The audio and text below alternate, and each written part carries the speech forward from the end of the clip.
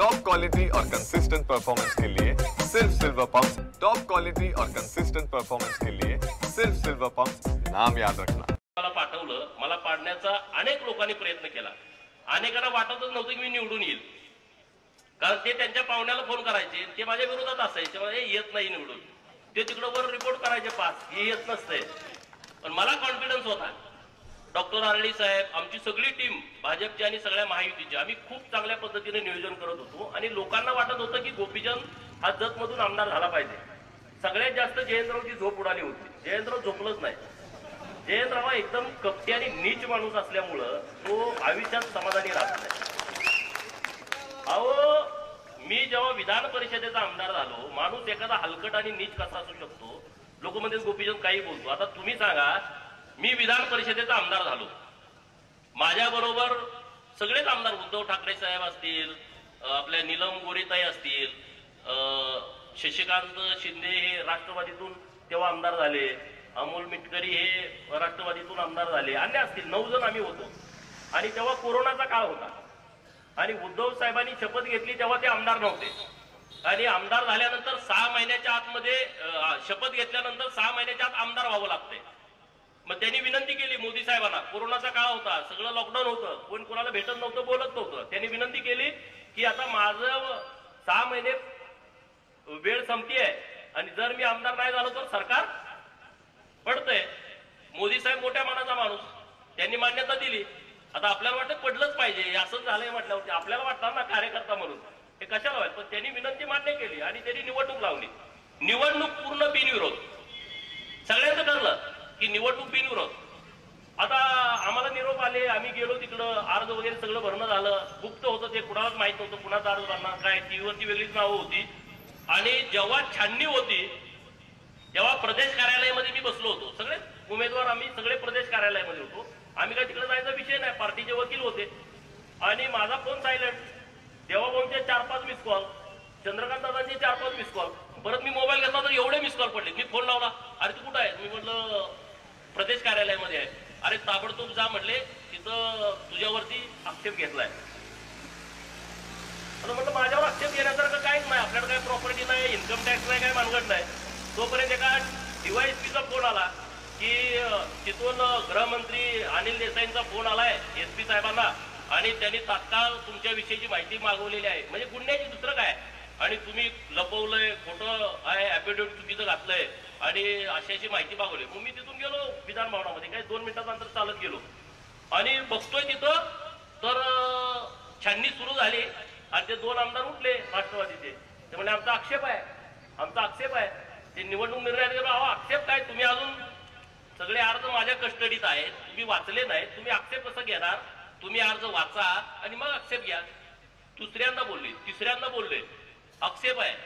अहो ते म्हणले अर्ज आमच्याकडे, तुम्ही आक्षेप नाही, आमचं वेगळं आक्षेप आहे। काय तर गोपीचंद पडळकर यांनी तुम्हाला खोटी माहिती दिलेली आहे आणि त्यांचा अर्ज तुम्ही बाद करा।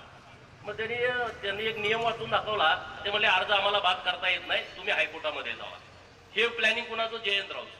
म्हणजे ही निवडणूक बिनविरोध आहे, मी त्यांच्या पार्टीचा सदस्य नाही, त्यांच्या पार्टीनं मला आमदार केलं नाही, पण ह्याची उगत जळायला लागली आहे। ह्यानं सगळे वकील कामाला लावले, जिथला सरकारी वकील एक त्यांचा कुत्रा होता तो कागद द्यायला, अरे म्हणलं मी काय असाच पुढारी झालोय का, आणि मग ह्याची साल्टी निघून गेली, याने एवढं व्याप केलं जयंतरावची, पण त्याचा काही उपयोग झाला नाही। माझा ही वृत्ती चांगली आहे का वाईट आहे सांगा, म्हणजे मी त्यांना नीच म्हणतो, आता काय खायला परवड, ही काय संस्कृती आहे का, अरे कसली ही संस्कृती आहे का, एक गरीबाचं पोरग विधान परिषदेचा आमदार होतोय, ते तुमच्या पक्षाचा सदस्य नाही, तुमच्या पार्टीमुळे होत नाही, माझा नेता मला आमदार करतोय आणि तुम्हाला त्याला बाद करा। आता तर मग कसं झालं सर बघा ना, जतमध्ये काय परिस्थिती झाली असेल, जतमध्ये त्यांनी एवढे प्रयत्न केले पण त्यांचा उपयोग नाही, त्यांची ती क्षमता नाही। त्यांनी त्यांच्या पोरासाठी जत तालुका 1-2 वर्षापूर्वी चाचपणी केली, तुमच्या आला असेल पेपरला पण बातम्या आल्या होत्या की जतमध्ये त्यांच्या पोराला उभा करायचंय, पण ते काय मेळ बसत नाही, लोकांचं त्यांच्या बाजूने लोकमत नाही। परत त्यांनी प्रयोग केला हातकणंगले लोकसभा, तिथं पण मेळ बसला नाही, सर्वेच येत नाही। ते सर्वेतले एकदम हुशार आहे, तुम्हाला माहिती आहे, लय हुशार आहे, ते कार्यक्रम करतोय, टप्प्यात आल्यावर कार्यक्रम करतोय, अरे आम्ही टप्प्यात आणून करतोय,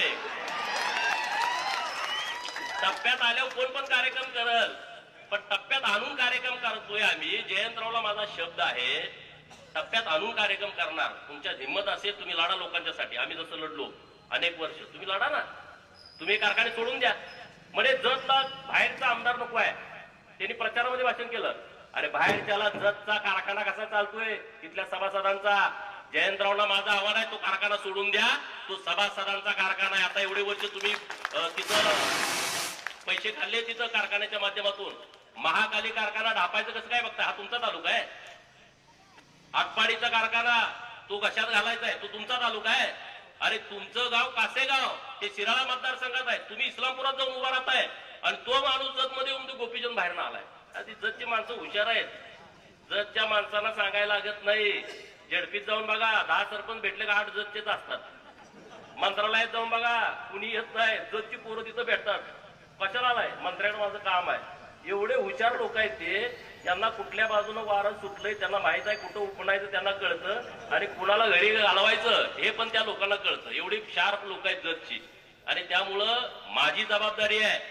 जतच्या लोकांनी मला ज्या विश्वासानं आमदार केलं ना, मी रात्रंदिवस जत शिवाय माझ्या डोक्यात विषय नाही. आणि डॉक्टर आडी साहेब साक्षीदार आहेत. बरोबर, रात्रंदिवस मी पूर्ण वेळ जतला आहे. सकाळी मी 7ला निघतोय झऱ्यातनं, तिकडे जातोय. रात्री 1-2ला मी परत झऱ्यात येतो. इतका संपर्क आहे माझा तिथं. आता ते मला आता कोण बोललेच नाही तुम्ही जतला राहायला या. निवडणुकीच्या आधी मला जतला राहायला या, जतला राहायला. आता कुणीच मला बोललं नाही. मी रोज जतमध्येच आहे. मी आता जतमध्ये आलोय. काल पण जतमध्ये होतो, उद्या पण परत जतमध्ये आहे. आणि मी तुम्हाला सांगतोय की देवाभाऊनी शब्द दिलाय जतकरांना, 288 वा नंबर 1 नंबरला आणणार आहे. मी त्याचं प्लॅनिंग करतोय. तुम्हाला कळेल, एका 2-3 वर्षामध्ये जतमध्ये बदल झालेला दिसेल तुम्हाला.